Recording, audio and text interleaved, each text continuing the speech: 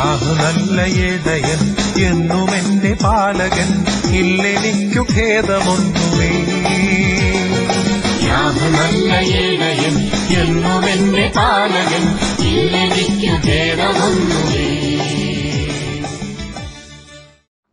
വേഗം വരുന്ന നമ്മളുടെ കർത്താവായ യേശുക്രിസ്തുവിൻ്റെ ധന്യനാമത്തിൽ എല്ലാവർക്കും സ്നേഹവന്ദനം.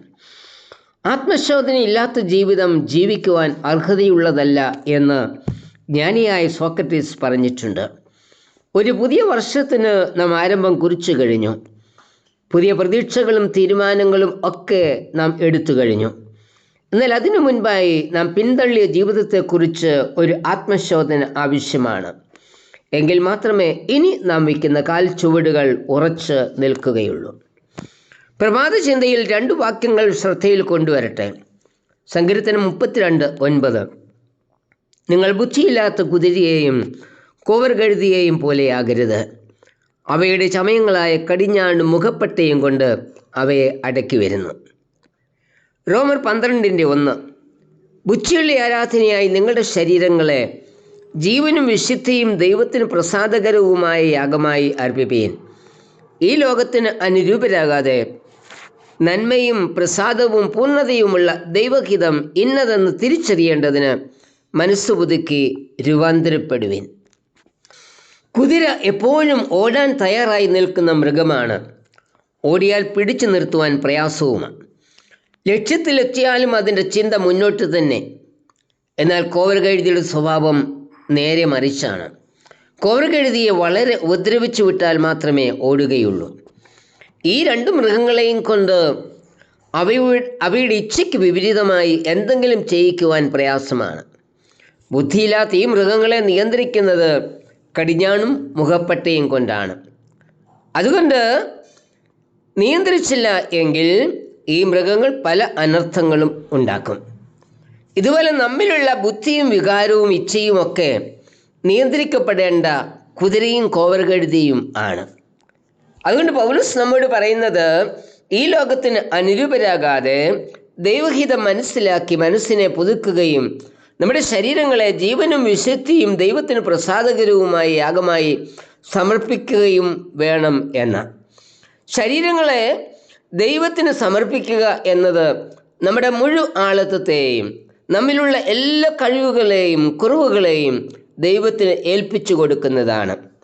അതാണ് ജീവനുള്ള യാഗം. പൂർണ്ണമായ സമർപ്പണമാണ് ദൈവത്തിന് പ്രസാദകരം ആകുന്നത്. ഒരുപക്ഷെ കഴിഞ്ഞ വർഷം നമ്മിലുണ്ടായ വേർപാടുകളും രോഗങ്ങളും ദുഃഖവുമൊക്കെ നമ്മെ വേട്ടയാടുന്നുണ്ടായിരിക്കാം. ആ സാഹചര്യങ്ങളിൽ നിന്ന് നമ്മെ വിടുവിച്ച് ബലപ്പെടുത്തുവാൻ നല്ല സ്നേഹിതനായി കർത്താവ് കൂടെ ഉണ്ടെന്ന് നമുക്ക് പൂർണ്ണമായി വിശ്വസിക്കാം. കർത്താവ് നമുക്ക് വലിയൊരു വാഗ്ദത്തം നൽകിയിട്ടുണ്ട്. നീ ഭയപ്പെടേണ്ട, ഞാൻ നിന്നോട് കൂടിയുണ്ട്. ഭ്രമിച്ചു നോക്കേണ്ട, ഞാൻ നിൻ്റെ ദൈവമാകുന്നു. ഞാൻ നിന്നെ ശക്തീകരിക്കും, ഞാൻ നിന്നെ സഹായിക്കും. എൻ്റെ നീതിയുള്ള വലം കൈകൊണ്ട് ഞാൻ നിന്നെ താങ്ങും. യെശയ്യാവ് 41:10. എന്തെല്ലാം അനർത്ഥങ്ങളാണ് നാം പിന്നിട്ടത്. വയനാട്ടിലുണ്ടായ ഉരുൾപൊട്ടൽ ഒരു പ്രദേശത്തെ ആകമാനം അവിടെയുള്ള മനുഷ്യജീവനോടൊപ്പം തുടച്ചു മാറ്റിയത് നാം കണ്ടു കഴിഞ്ഞു. മധ്യപൂർവ്വദേശത്ത് നടക്കുന്ന ഇസ്രായേൽ പാലസ്തീൻ യുദ്ധം, ഉക്രൈൻ റഷ്യ യുദ്ധം, അവ ഇന്നും നമ്മെ ഭയപ്പെടുത്തിക്കൊണ്ടിരിക്കുന്നു. ഭൂകമ്പങ്ങൾ, ജലപ്രളയങ്ങൾ, യുദ്ധങ്ങൾ, ഭീകരവാദങ്ങൾ ഇവയൊക്കെ നമ്മെ ഞെട്ടിപ്പിക്കുന്നു. ഈ സാഹചര്യത്തിൽ ദൈവം നമുക്ക് നൽകിയ വാഗ്ദത്തമാണ് ഭയപ്പെടേണ്ട, ഞാൻ നിന്നോട് കൂടിയുണ്ട് എന്നത്. കൈപിടിച്ച് നടത്തുവാൻ കർത്താവ് ഉണ്ടെന്നുള്ള നിശ്ചയത്തോടെ അവൻ്റെ കരങ്ങളിൽ ജീവിതങ്ങളെ ഏൽപ്പിച്ച് കൊടുക്കാം. കുതിച്ചൊഴുകുന്ന നയാഗ്ര വെള്ളച്ചാട്ടം, അതിനു മുകളിലൂടെ കയർ കെട്ടി ഒരു അഭ്യാസി കയറിന് മുകളിലൂടെ നടക്കുകയാണ്.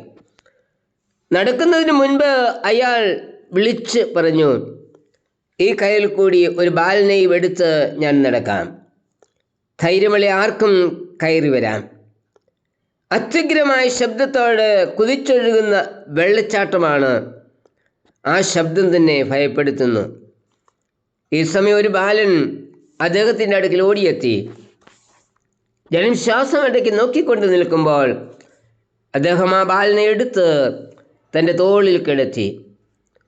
ഒരു സഹായവുമില്ലാതെ കയലിലൂടെ നടന്ന് അക്കരെ എത്തി.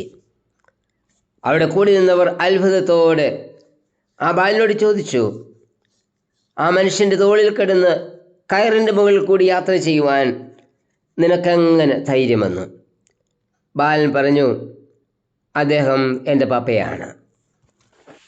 ഈ ബാലന് സമർപ്പണം പോലെ നമ്മുടെ ജീവിതങ്ങളെ പിതാവായ ദൈവത്തിൻ്റെ കരങ്ങളിൽ സുരക്ഷിതമാണെന്നുള്ള ബോധത്തോടെ കർത്താവിന് വിട്ടുകൊടുക്കാം. സങ്കീർത്തനക്കാരൻ പറയുന്നത്, കൂലിത്താഴിൽ കൂടി നടന്നാലും ഞാൻ അനർത്ഥവും ഭയപ്പെടുകയില്ല. നീ എന്നോടുകൂടി ഇരിക്കുന്നുവല്ലോ, നിന്റെ വടിയും കോലും എന്നെ ആശ്വസിപ്പിക്കുന്നു. അതുകൊണ്ട് പ്രതിസന്ധികളിൽ പതരാതെ മുൻപോട്ട് കർത്താവിനോടുകൂടി യാത്ര ചെയ്യാം. പിതാവായ ദൈവത്തെ മുറുകെ പിടിക്കാം.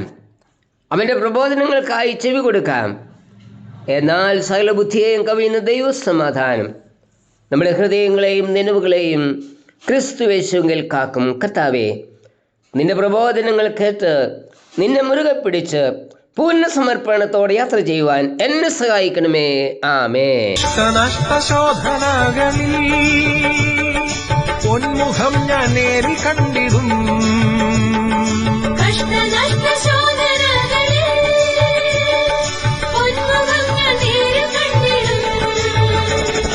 ശാശ്വത ഭുജങ്ങളിന്നിതേ നിർഭയനായി ഞാൻ വസിച്ചിടും.